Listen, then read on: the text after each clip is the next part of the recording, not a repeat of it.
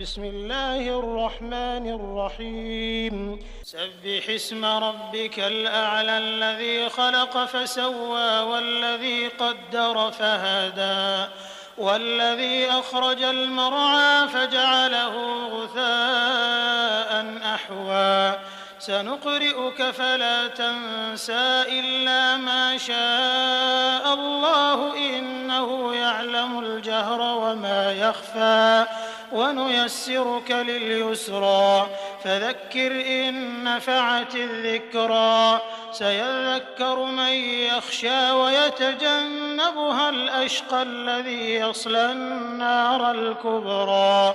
ثم لا يموت فيها ولا يحيا قد أفلح من تزكى وذكر اسم ربه فصلى بل تؤثرون الحياة الدنيا والآخرة